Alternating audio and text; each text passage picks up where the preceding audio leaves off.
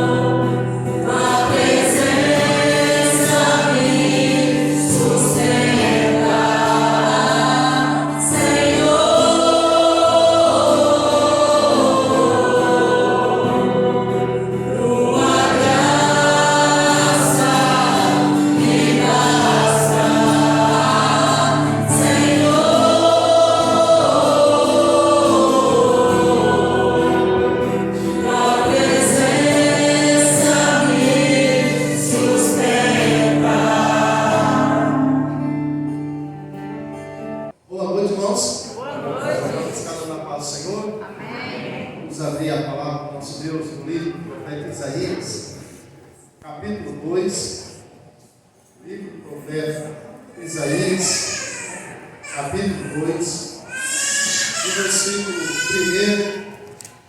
até o versículo 5. Livro do profeta Isaías, capítulo 2, dos versículos 1 até o versículo 5. Está lendo, os homens estão lendo os versículos ímpares e as mulheres os versículos pares.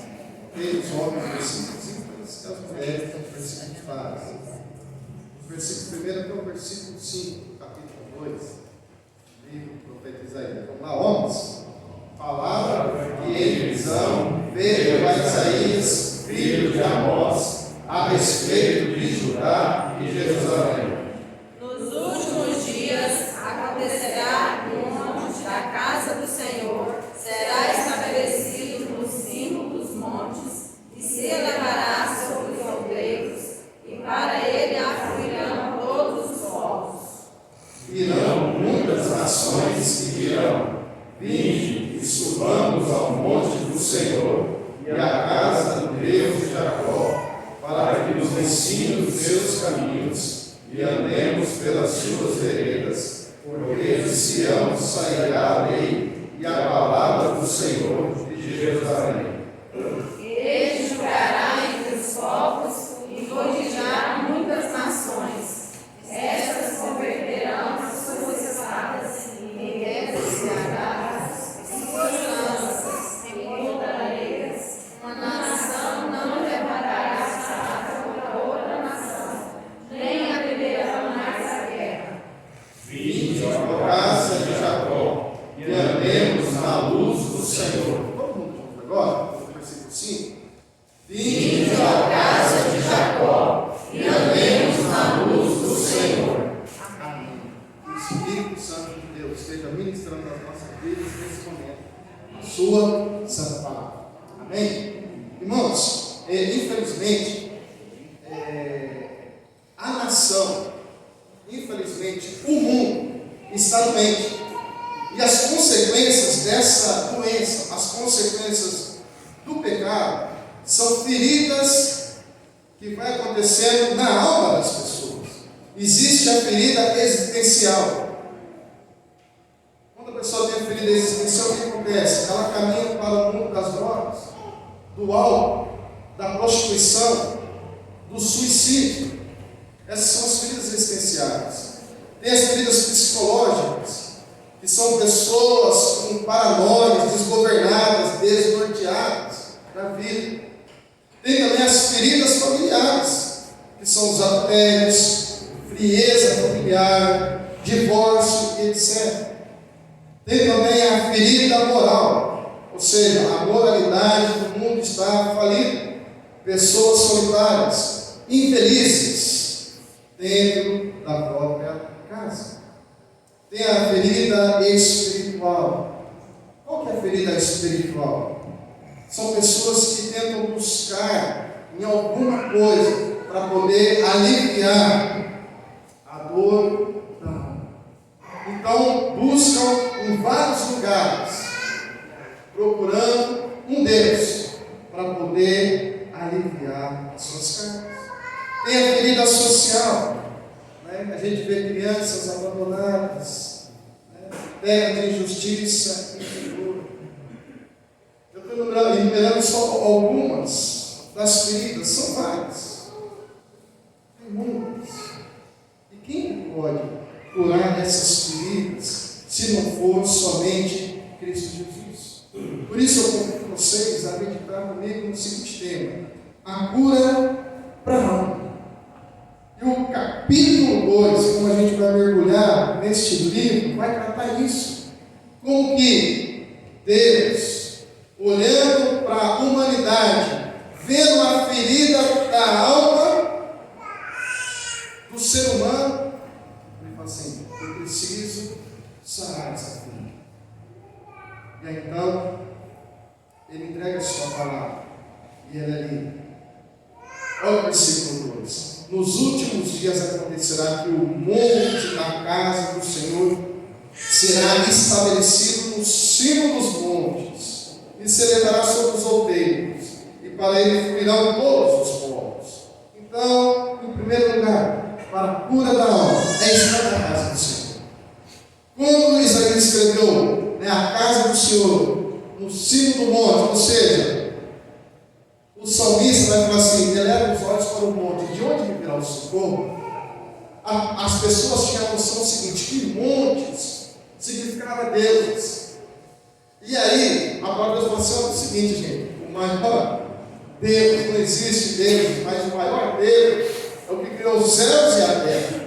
E a casa dele, para as pessoas estarem lá, para as pessoas se congregarem, para ir lá entregar a sua alma e chorar na presença de Deus, porque é na casa dele que ele olha para o seu povo. Quando eu falo casa dele, não é só este lugar aqui, não. É quando o povo está reunido para adorar o único e verdadeiro Deus.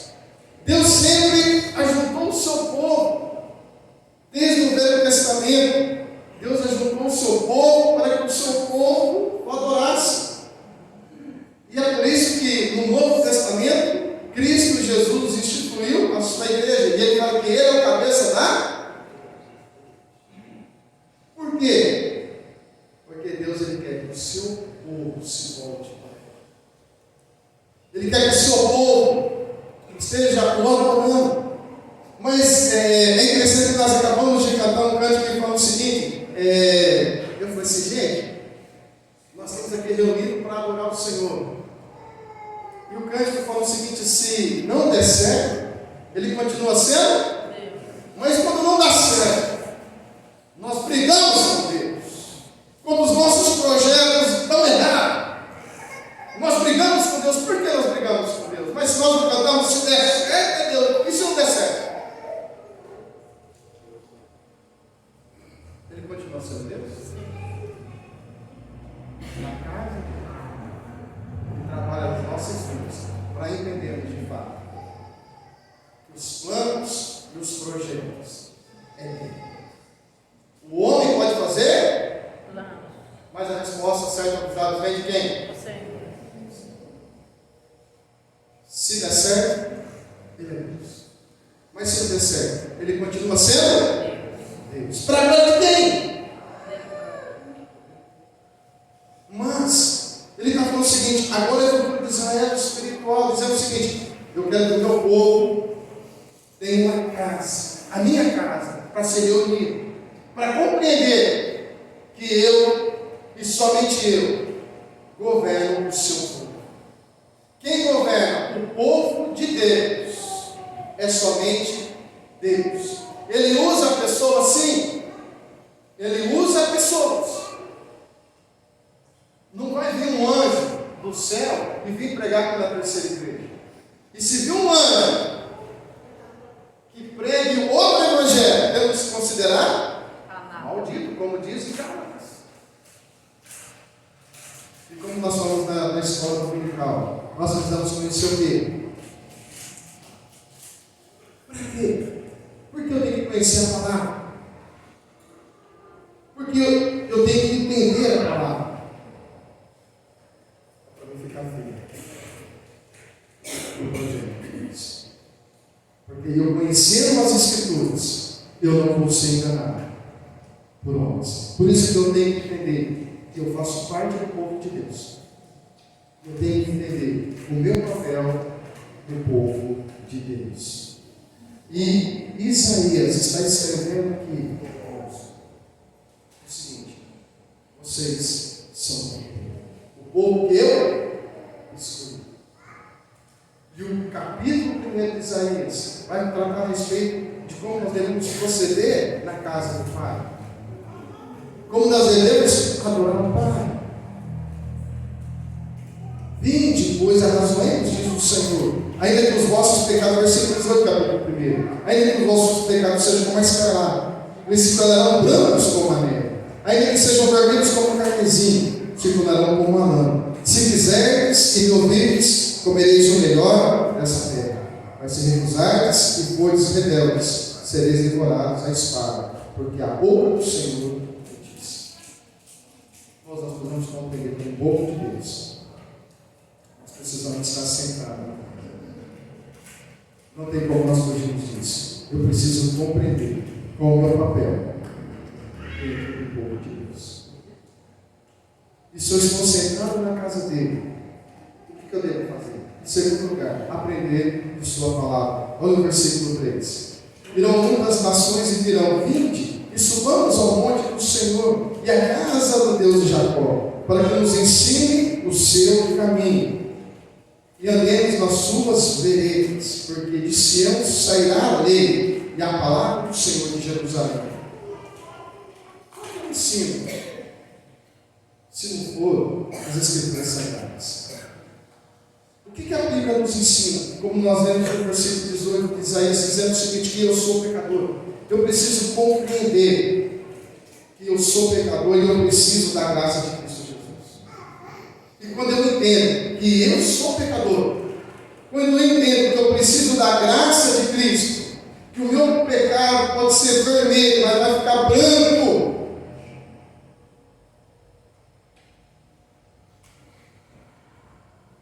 é somente quem tem Cristo Jesus. É somente quem tem Cristo Jesus que vai compreender que o meu pecado ele é limpo por causa da graça de Cristo. E as Escrituras dizem em Gênesis e Apocalipse a respeito de Cristo. E a glória do de Israel está em Cristo Jesus.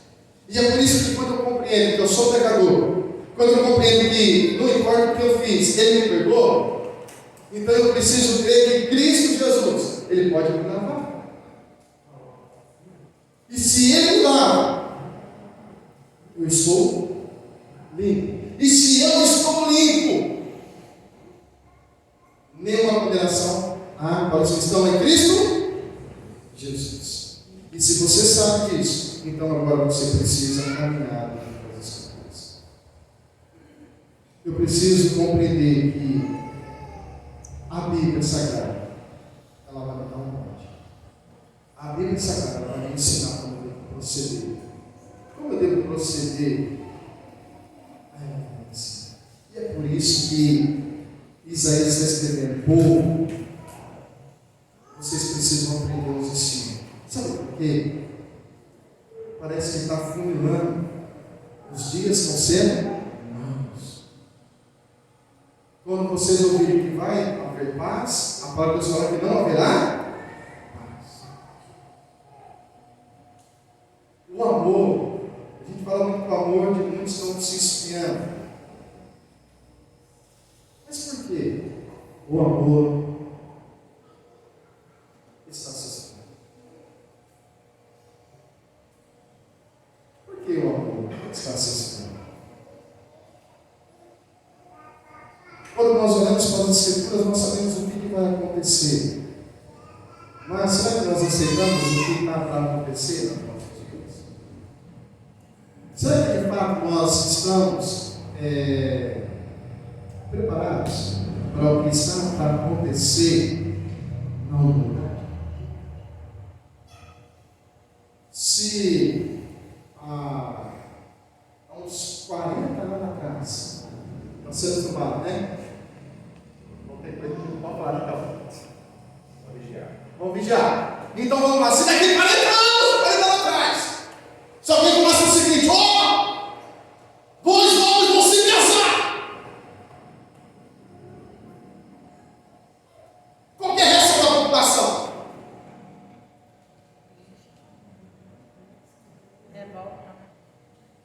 E hoje, depois de 40 anos, 2023, o que nós temos numa sociedade?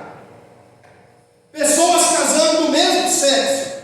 E aí nós não podemos falar porque pode cortar no YouTube. E nós não podemos falar. Então, nós temos que ficar com a palavra de Deus. Dizer o seguinte: que Deus abomina pessoas do mesmo sexo se casarem. É abominável aos olhos do Senhor. Aí como que eu vou falar para vocês de uma forma bonita?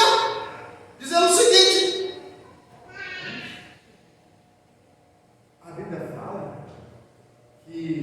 Joãozinho não pode casar com Mariozinho. É assim que eu devo falar?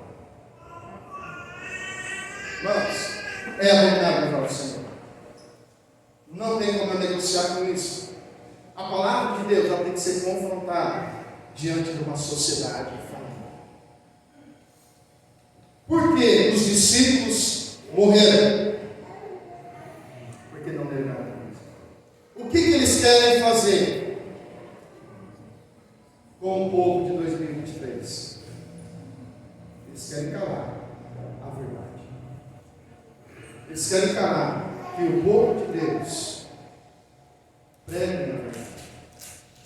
O medo do que? Retaliação? Ensinar a palavra de Deus. Irmãos, eu andar nas Escrituras. E quando eu ando nas Escrituras, quando eu creio em Cristo Jesus, nem morte pode me separar do quê? Então eu não posso falar sobre esse tema, porque vamos ser censurados. Então nós não podemos pregar mais sobre isso na igreja? Podemos. E se tivesse algum casal do mesmo sexo aqui na igreja, eu ia falar assim, vou lá, né? Não, eu ia falar com um jeitinho, né? Ia falar, olha, Deus, né? Não se agrada, ia falar menos, né? Nervoso, né? Mas ia falar com um jeitinho. Mas ia dizer que é abominável. Irmãos, nós precisamos compreender isso.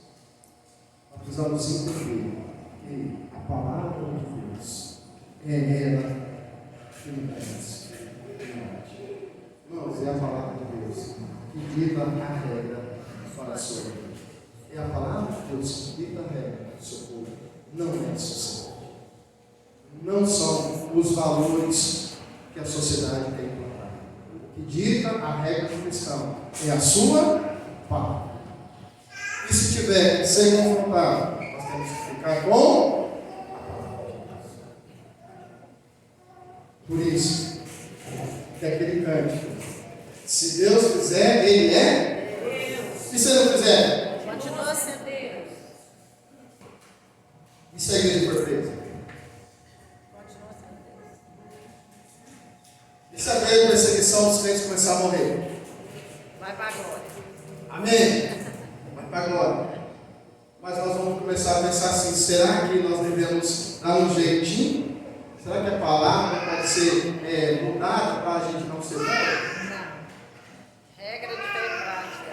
Vocês estão compreendendo como isso é muito sério?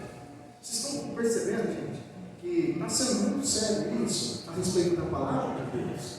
Irmãos, quando a palavra fala assim que nós temos que andar nos caminhos e a palavra ela dá direção, a palavra de Deus fala o seguinte: que o mundo ele é inimigo de Deus.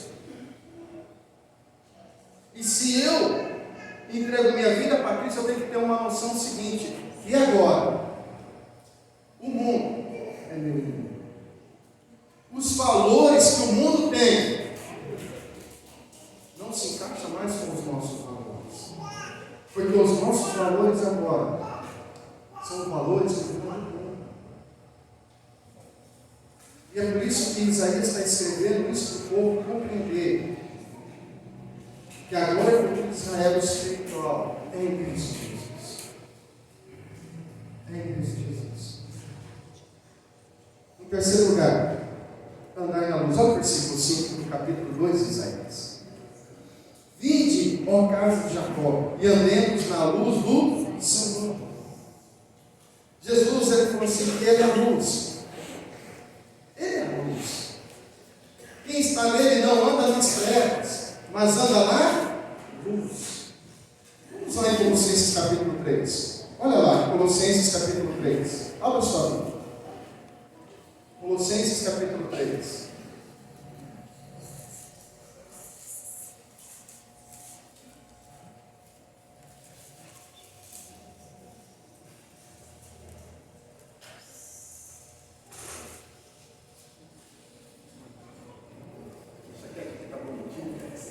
Você percebeu, né, Simone?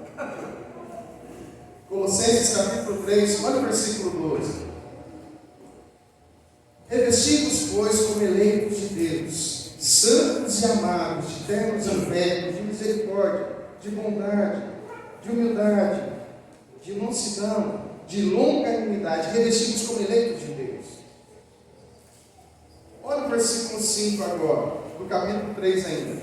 Fazei, pois, morrer a vossa natureza terrena, prostituição, impureza, paixão lascívia, desejo maligno, avareza, idolatria, essas coisas que vêm a ira de Deus sobre os filhos da desobediência. Ele faz uma comparação aqui da velha natureza, da velha roupa, e de uma nova roupa.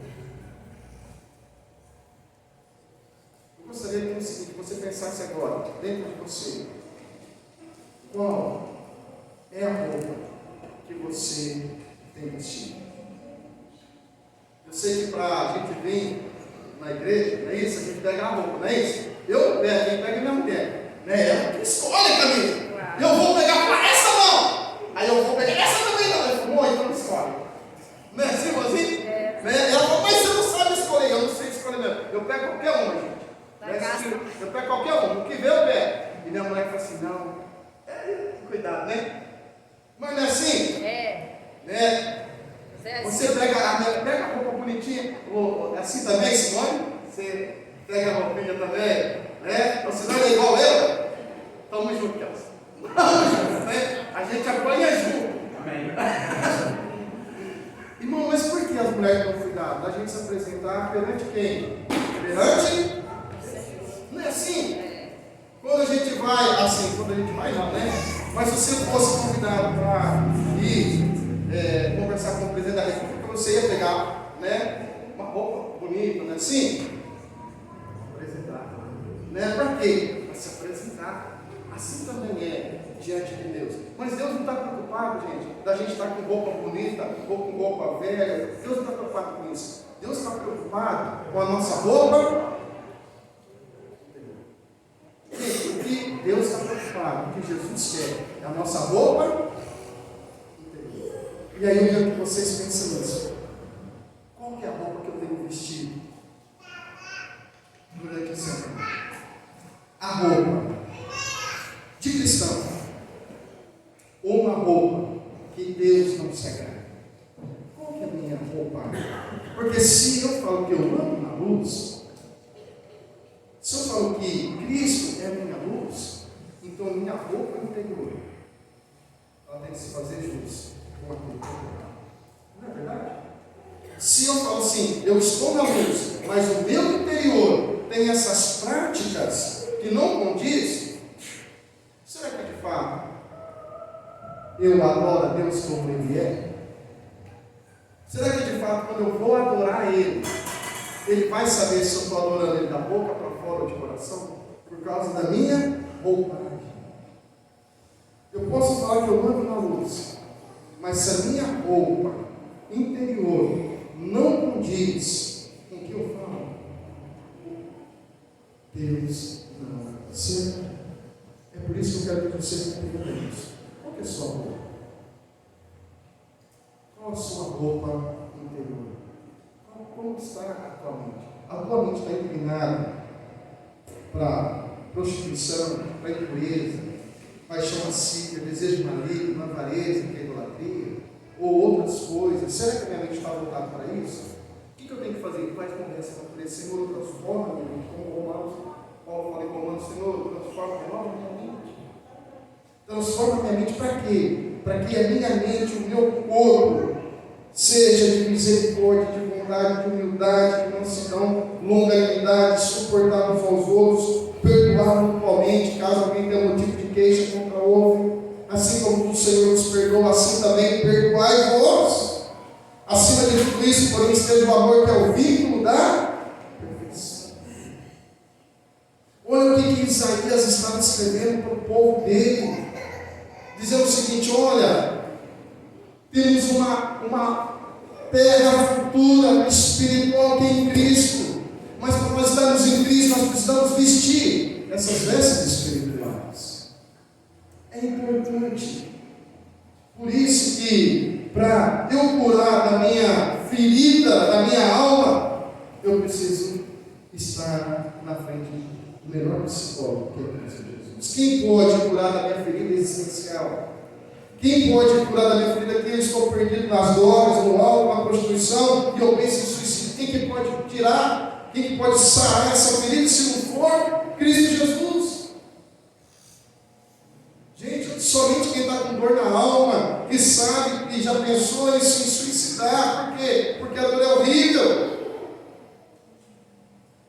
Somente quem tem feridas psicológicas, pessoas que têm paranoias, estão desnorteadas por esse mundo. Somente quem tem essas feridas, que sabe a dor, e quem que pode curar? Você acha que a palavra do pastor cura? Não cura. Você acha que um homem é capaz de curar a ferida e dor? Não é. Quem pode curar é Cristo Jesus. Quem tem ferida familiar, somente quem passou por um adultério, que sabe o que é dor. Somente quem passou por um divórcio sabe o que é dor. Somente quem está vivendo a frieza familiar sabe como que é a dor. E vocês acham que a palavra de um homem pode curar essas feridas? Não cura, se não for a ação do Espírito Santo de Deus. E é por isso que nós estamos na escola dominical. Gente, quando eu conheço a palavra de Deus, eu vou entender que Deus tem que estar sendo o centro, não é o homem. Porque se Cristo é o centro, Ele cura as feridas. Somente Cristo pode curar essas feridas, a ferida moral. Quantas pessoas estão solitárias, estão dentro da igreja, a igreja está cheia, mas a pessoa se sente só.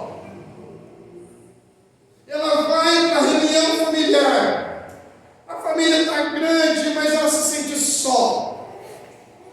Nada preenche, a pessoa se sente só. Por quê?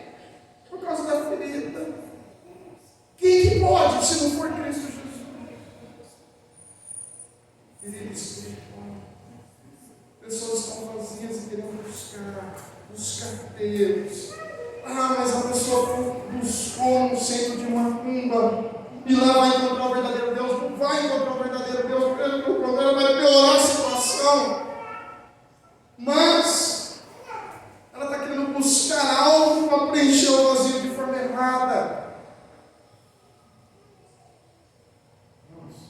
Só quem tem ferida na alma sabe o que é. Quem não tem ferida na alma não sabe o que é. Por isso que quando Isaías está escrevendo que quem pode fazer tudo isso, quem pode enxugar toda a lágrima, é Cristo Jesus. Por isso que Ele veio, Ele morreu, Ele ressuscitou para a glória de Deus. É para nós termos uma nova vida. Por isso que para toda a eu preciso estar na casa do Senhor, estar no centro da vontade de Deus. Eu preciso aprender a ouvir e caminhar na palavra do Senhor. Eu preciso andar na luz. E para andar na luz, eu preciso mudar. Eu preciso ter uma nova roupagem. Que você possa fazer isso daquela vida. Transformar a sua mente. Ter uma mente transformada, uma mente renovada. Para quê? Amém?